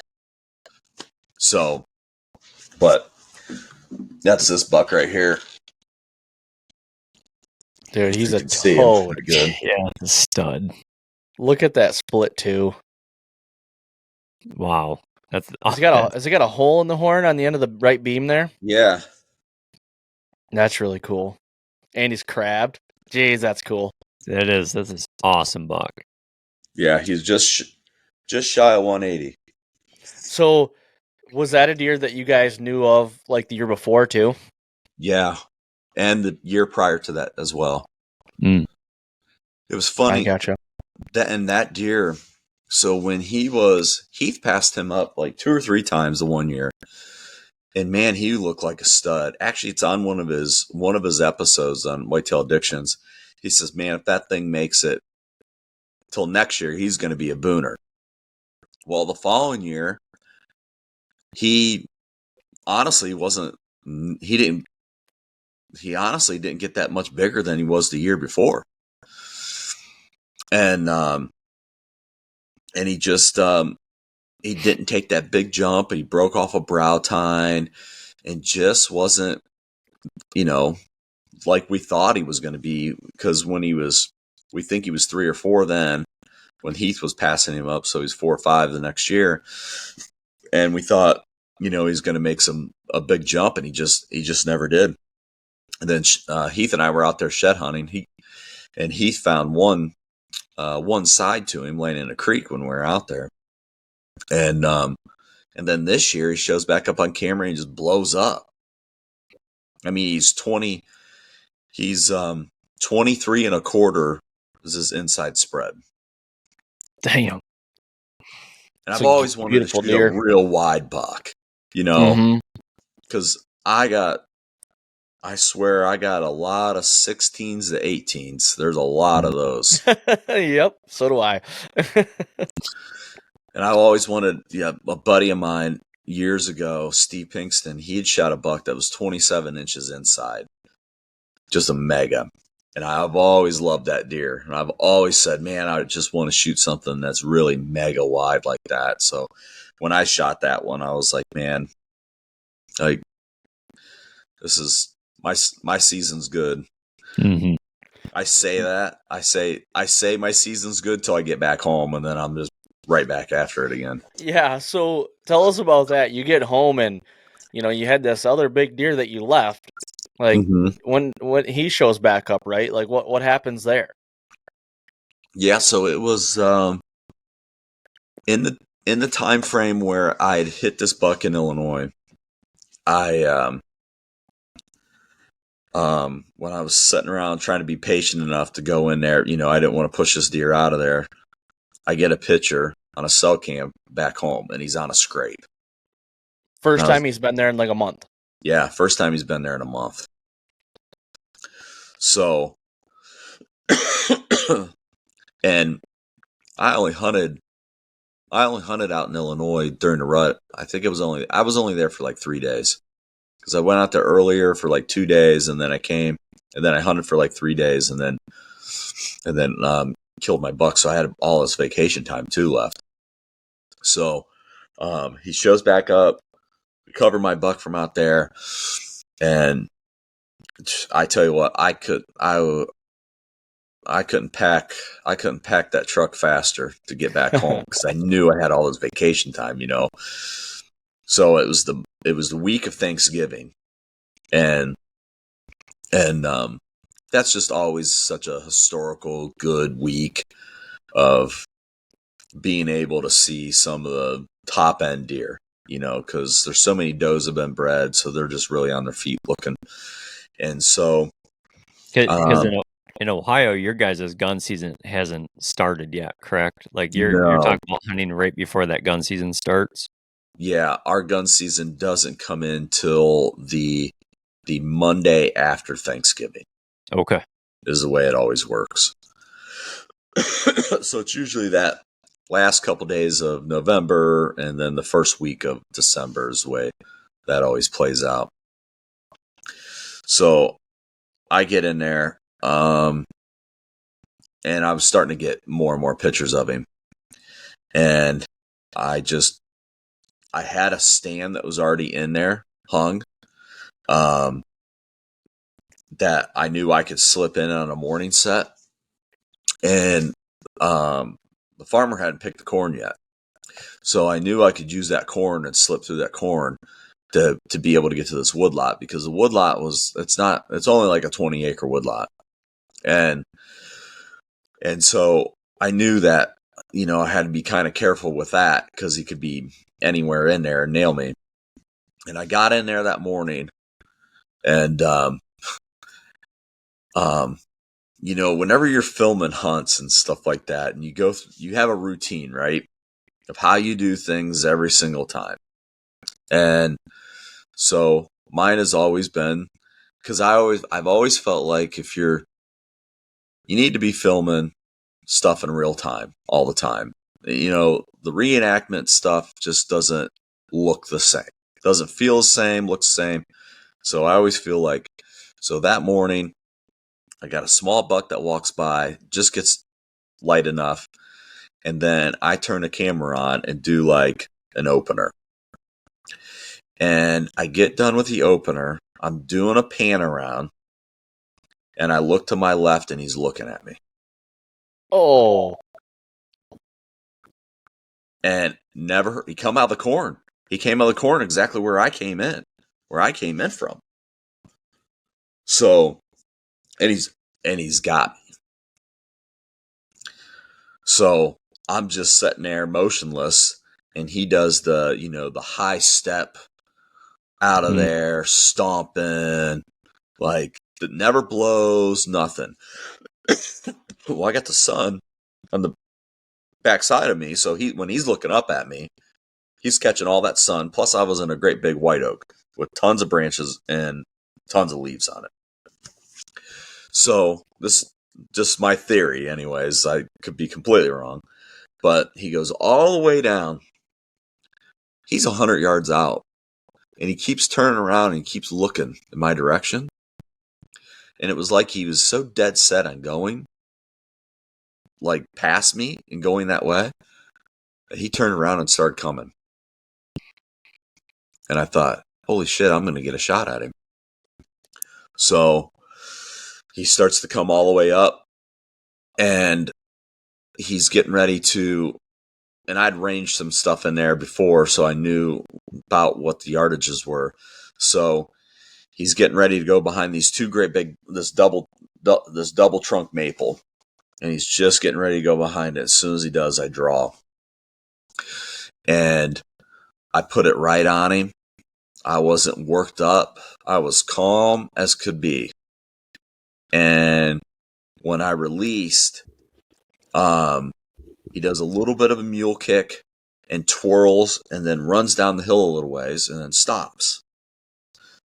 And walks a little ways, and then he leaves. So I remember looking at my watch and I'm like, I'm not getting down. I'm giving him 3 hours before I even go look at my arrow. I'm like, so you blew right through him, you're thinking. That's what I'm thinking. Yep. So I'm sitting there. I'm just going to enjoy the morning. It's an awesome, beautiful, frosty November morning. And I'm just going to sit here and then I'll get down. So I get down, go over there, and I look, and my arrow is, when I walk up to the arrow, it is pointed, the broadhead is pointed in my direction. And there's only blood on the broadhead and about 2 or 3 inches of the arrow. And I'm like, oh, this is not good. Like immediately, I immediately went to, I am not getting this deer. Oh, no. So then I'm like looking around, find a big, huge patch of brown hair. And I remember sitting there thinking, man, there is no way I'm going to get this buck. I walked down over the hill where I last seen him kind of walking away or whatever, blood all over the place. So I'm like, okay, now I'm completely confused. I don't know what to think. So you have no idea where you hit him then? No. I look back at the footage, but there's those white oak branches, and it just comes up and covers up enough of his body that I just can't tell. So then I trail him. It's kind of wide open right in there. Trail him for about 80 yards down to a creek bottom, crosses the creek, and then goes up into a hayfield over there, and the hayfield has it was all covered in frost that morning. Well, now it's 3 hours later, and there's no blood at all. I can't tell what direction that he went because it's just all washed away. So a buddy of mine says, hey, if you hit one this year, we're going to start doing this thermal drone thing on these recoveries. And I'd never used one or anything like that. And I just thought, man, and he wasn't far from a property line too at this point. So I was like, man, I doubt he's on me at this point. So that evening comes out, we look for the deer. I mean, literally we find, those things are pretty amazing. I've never been around one. I think for those purposes, to find a wounded deer, I think those are the right purposes to use them. I could see where people could definitely use those things for the wrong reasons. You want to talk about being able to figure out exactly where a deer beds? Holy smokes. I mean, that's the part of it I don't agree with. To be very blunt and honest about that. Because if there's guys out there that are using that technology, then that's gone too far, in my opinion. Yeah. Yep. There's no fair chase in that. Because I'm gonna tell you right now, if that was the game that I was playing, I think I could kill almost every buck that I know of. No, you're exactly right, and I agree with you 100%. For the recovery of a wounded deer, 100%. Don't know why you couldn't patrol that. You know what I mean? Like, I get they could be used for the wrong, but if they could get the right policy and the right patrol, like whatever those line items need to be to use them the right way and make sure people aren't using them the wrong way, I think every state should allow them because, like you said, Justin, I've seen them work. Like, They're pretty amazing. If he's there, you're gonna find him. Yeah. Yeah. Yeah. And yeah, I thought for sure we would at least find him wounded somewhere. He came out 3 different times over 2 days. We never even located the buck. Wow. We never even found That's him crazy. bedded up somewhere injured. So that's crazy. What was your thoughts then? On where I hit him? Or yep. I think I think I hit him high, but not too high, and back is what I think. It was a 28-yard shot. Okay. Wasn't a far shot. But I will say when I went back the next day to poke around right there where I shot him, there was a little twig that was hanging over where you could definitely see that. I don't think there was any way at 28 yards I could have seen that being there, but I think that you can definitely tell something hit that and broke that. Mm-hmm. So, but it is still so strange to me that the arrow was facing me back my way, only had that little bit of penetration, when 9 times out of 10 with that setup, I've shot a bunch of deer with it before, I get complete pass-throughs. Mm-hmm. So, I don't know. This has ate at me all year. Trust me, I am still not over this one. Mm-hmm. Because this was a really special deer. And I just, I can't tell you at all what happened there. It was very odd, the whole situation of no penetration, the arrows pointed back to me, he bled pretty good, but then, to come out and have with a thermal drone, we searched 2 square miles, never located the animal. And literally We located every single buck I had on trail camera besides him. That's wild. Holy That is cow. crazy. There's part of that story that grabbed my attention, Justin, is in 2022 I shot a buck, and your arrow sounds very similar to mine, but I had one speck of blood on the arrow, but it was up by the veins, and I could have swore if I would have bet my family's life on it in the moment, I didn't even touch the deer. Huh. I could have swore up and down. Even when I went up there and picked up my arrow where the deer was standing, it was like there's a few hairs on the broadhead, and I was like, oh, I just clean, grazed them. But I was like, in that moment, that buck had took a couple bounds and just stopped because he was like, what the heck was that kind of thing? Because I shot him off from the ground. And he just started dumping blood. I mean, a lot of blood. And I was like, that's weird. Like, my arrow has zero blood on it. And eventually, like, long story short, the blood just stopped. And for a while there, he was just pouring out blood. Then it stopped. And it took me 2 weeks later, and a farmer found him with his combine. But he was well over a mile away. But if I showed you that arrow picture of it, like, you'd be like, you just missed him.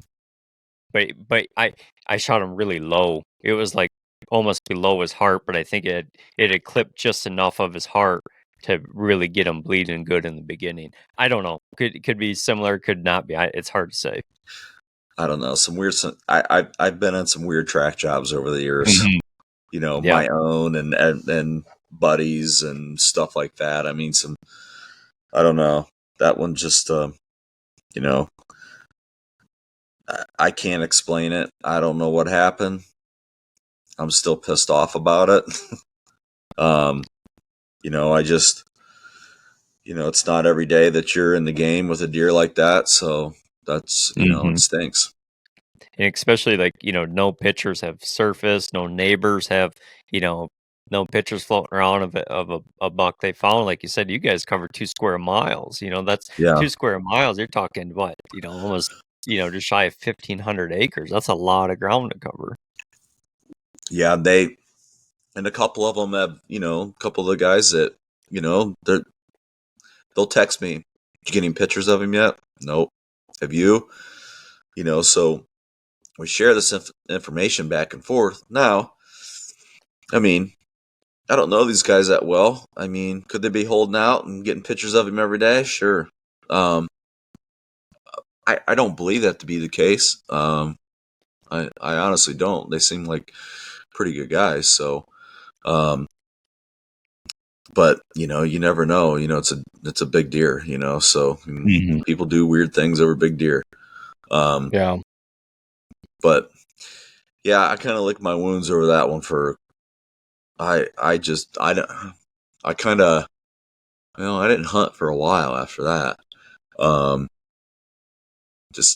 Then our gun seasons and everything came in, and right after that, and so I just kind of let some time pass, and I was honestly just hoping that deer was going to show up on camera, and he just wasn't. So then I was like, well, here we go again. I'm back to this whole thing with him of like, I'm not going to waste my whole season and feeling sorry for myself because I screwed up or whatever happened.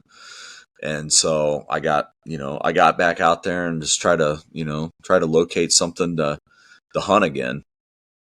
So that's what I did. So like in December, I started getting onto this wide 10 point, and I sat back and had a couple observation sets, and ended up seeing the deer from afar, and then my dog just ran down here. Sorry, and You're good. And seen a deer from afar a couple different times, and then went to make a move on him, and again, just some bad luck, and right when I I was getting down, he was coming in and cracked me, and I know that was him in there because he never acted the same the rest of the season after that. For this big white 10 you're talking about? Yeah. Jeez, oh Pete, man. So was that a deer that you knew about as well before that, or was that just like a bonus to your new deer just showed up? He was new. He showed up. I never had any history or anything with him, and he just showed up, and I thought, I honestly didn't even know how big he was, just based off the pictures and stuff like that. And then when he stepped out that night, I was like, oh, he's nice. And then I wanted to get down in that corner where he was coming out. He was coming out with these other 3 small bucks, and they were all palling around together. And then when I finally did get down there, he just came out late. You know, that particular night, he came out late. It was bad luck, you know, because he hadn't been doing that. You know, he'd been moving, you know, before that. So, yeah, he cracked me, and he's been funny ever since. He was. That deer would not hardly even show up on. He was funny too because I'd hardly get any pictures of that buck. But if I went over there and said, I could see him. I've had deer like that. It's like, where are you? I have so many cameras around here, and you're not like showing up. And then you see him with your eye more than you do on camera. It's like, what the hell? Yeah, I could see that deer like almost every time I went over there, and then like whenever, you know, cameras, I got cameras all over the place in there, and like hardly get a picture of him. So that kind of led you to like the, you know, 9th inning kind of thing, right? I mean, that led you to last week. So like, how did that all shake out? Yeah, so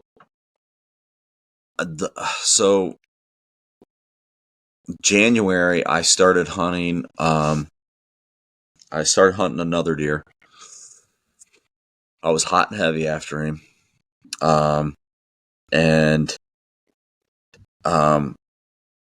It was, and now this deer is very odd behavior. He would sometimes go, no, this is in January. You expect this during the rut, but not during January. He would show up 1.5 miles away down on my buddy's farm. There was times where I'd be in there hunting him, and my buddy would text me and said, "What are you doing?" I'm like, "I'm in here hunting." I call this deer Lucky. I'm like, "I'm in here hunting Lucky," and he's like, "Well, you might as well climb down because he's all the way down here right now." Jeez. I'm like, "Are you serious?" My gosh! And he would be down there glassing him. He's like, "Yeah, he's down here in this field." I'm like, and he'd send me a picture of him.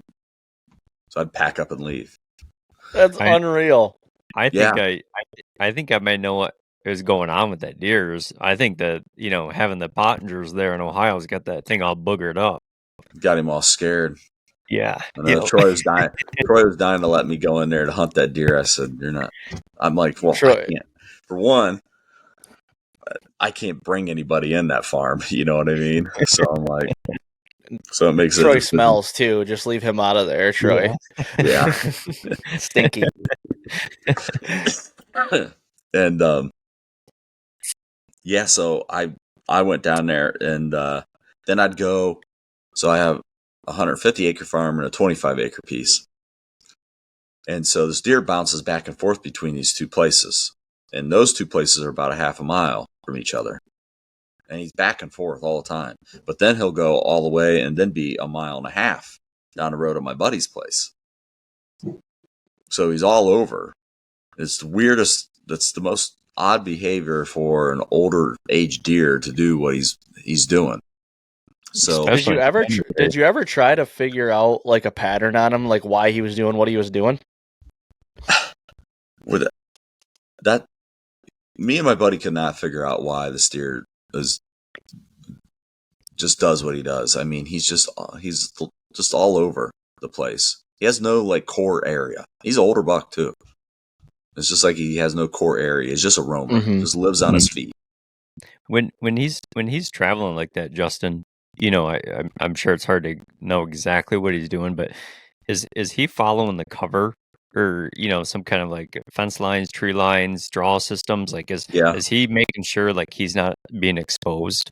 he is, but he's also crossing a pretty main road, Okay. a pretty busy road. Mhm. We were a little concerned about that. We're like, man, he's gonna get hit by a car. Mhm. Yeah.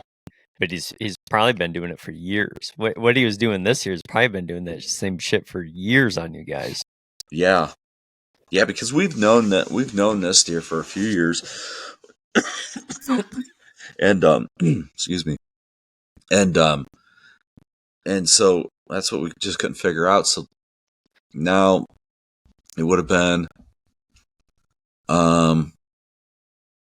not this past Sunday, the Sunday before. I go in, hunt the deer, and he's in there. He comes in there, and he's messing around. He's like checking these does, and at one point I had him at like 25 yards, and he was on my left hand side, and there was just tons of brush. I couldn't shoot, but he was following these 4 does, and which this one trail is going to come right up through this cut and is going to lead right past my stand at like 25 yards. So he's following those does, and he's heading up that way. And he would get to a certain point, he'd start on that trail, and then he'd stop and he'd turn around and go back. And he did this a couple different times. I mean, there was a couple different times like I had tension on the string, like I was just getting ready to draw. And he'd turn around and he'd go back. And then right at the end, he just decided he wasn't going to go up that hill. And he went and stood in the brush, and he would take his rack and itch his back, and just he stood down there for the rest of the evening until it got completely dark. And I had to stay in the tree for a long time after it got dark that night, until I finally did see him walk across this little open grassy field. And so then I finally slipped down and then slipped out of there.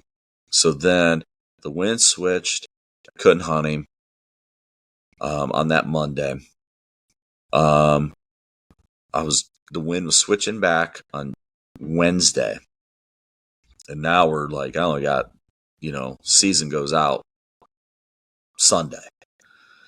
So then, and I had another deer too that I'd been watching. He was a big old 8-point. It's been around for 2-3 years now. And, so I went back. So Wednesday morning I woke up, and that buck was standing there that I'd been hunting. He had one side on his. He'd lost the big one. old 8-point. The one that I'd been hunting. Oh, okay, gotcha. Yeah. Lucky? Is it Lucky that Lucky. had one side? Okay. So Lucky was standing there, and just like it just fits his name, Lucky was standing there with one side. I'm like, you got to be kidding me. So, oh my gosh. So I'm like, okay, I got to go after this 8-point now. And I had a stand already hung and everything, and he'd been coming into the spot. Like I got a food plot back there and stuff, and he'd been in there quite a bit. There was an 8, and then there was a 9 in there too. At this point, and he was an older buck too. I probably wouldn't have passed. So I go in there. It's after work. It's like 10 after 4. Climb in, get set up, and at 4:40, here he comes. I'm like, holy crap! He was the first deer, and he just was on a string, came right in, and I had to wait till he got broadside, and I shot him, and when I knew I knew the shot was, it looked a little bit low. Here's the problem. Here it goes back to this filming thing again. When I went to watch the footage back, I could only see the rear end of the deer. I couldn't see where I hit him at all. Oh gosh.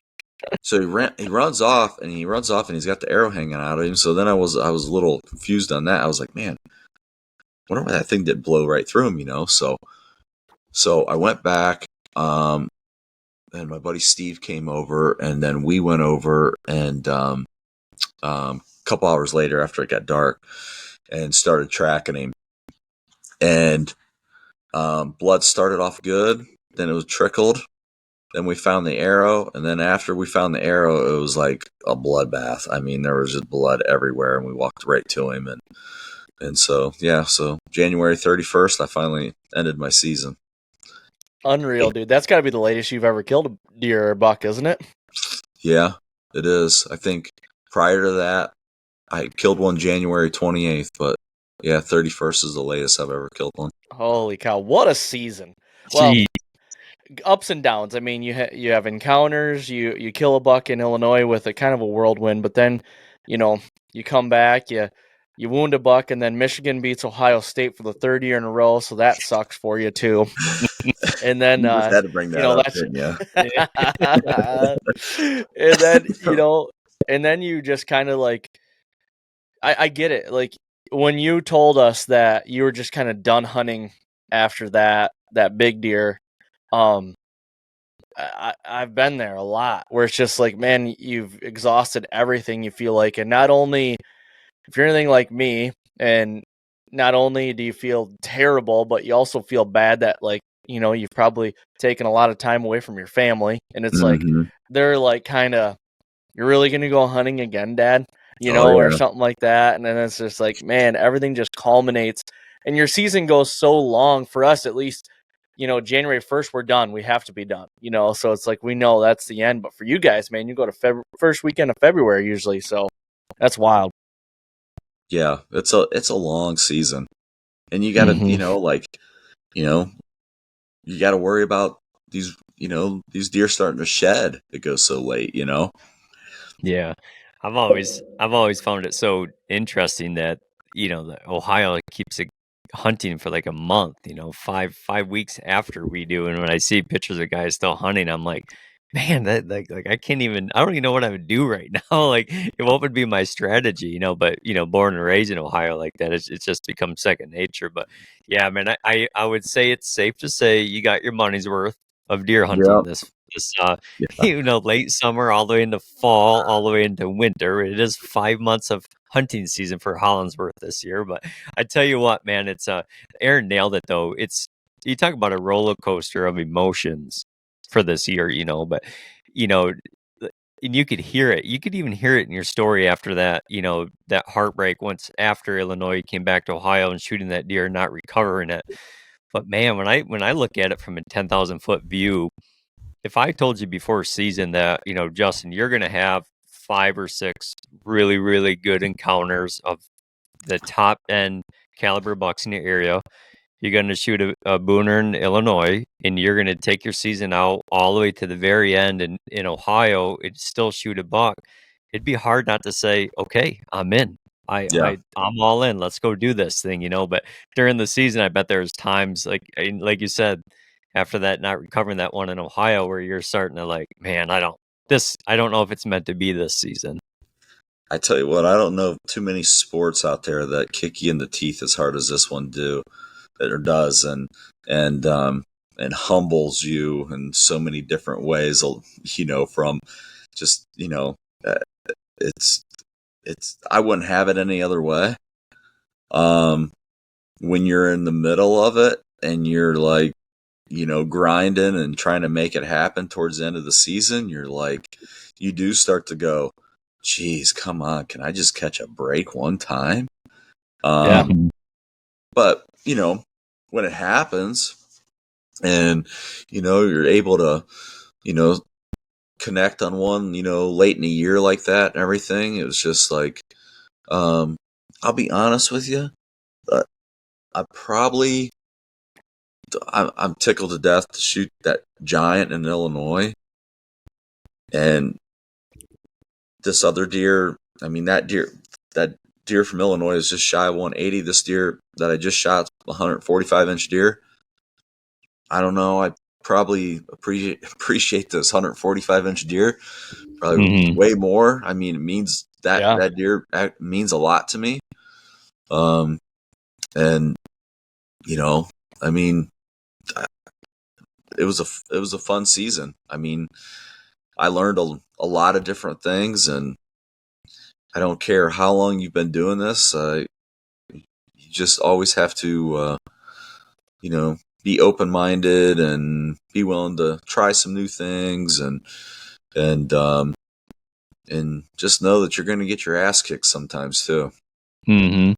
Yeah, and Yep. you nailed it.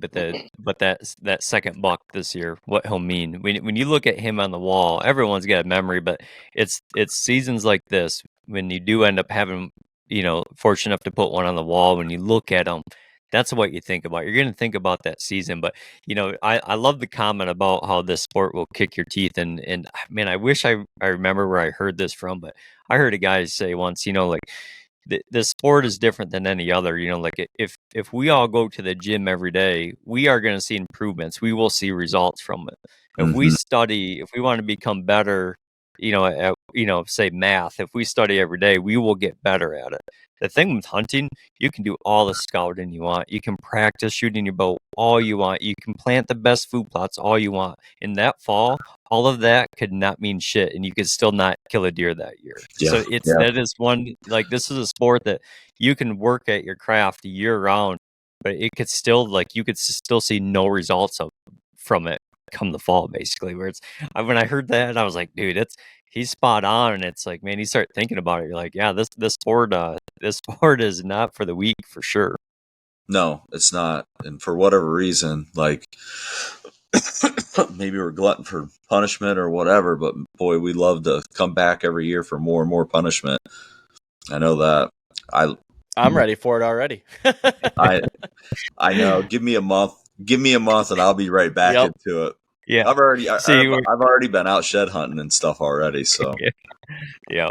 When Aaron says that he's already ready for it, then you say, "Well, give me a month." That's where we're at in Michigan right now. We've had our Yeah. month, now we're ready. yeah, You've Yeah. had about 7 days, so you Yeah. get a little bit of time. That's probably why you're sick, dude. Your body's probably like tapped out. It's had enough. You got that Ohio buck on the ground now. As soon as you took a couple of days off, your body's like, okay, the sickness is gonna set in, and we got to rejuvenate. Yep. yeah. I called off work yesterday, and I never call off work. Yeah. And I went in this morning, and then they were all basically like, "You need to leave because you're going to get us all sick." So Yep. I took my computer, came home, worked, and then jumped on here with you guys. So Yeah. Well, we appreciate it, man. Thank you very much. I want to wrap this up, but we've already taken almost 2 hours of your time. But Justin, always, man, thank you very much for coming on and spewing all your knowledge and showing us how to grind during a long ass season, man. Thank you very much. I appreciate you guys always having me on. I always enjoy the conversation. It's funny because I always pick up something from you guys along the way too in our conversations. Some stuff to like make you reflect and think about later. Because even when you guys throw some stories back, my way as we're having these conversations, that that's how we learn, get better, and Yep. try to figure this thing out. Because as soon as you think you got to figure it out, you better think again. Because we don't. Yep. I agree. Well, thanks again, man. And like always, we will see you here next time on the Fall Podcast.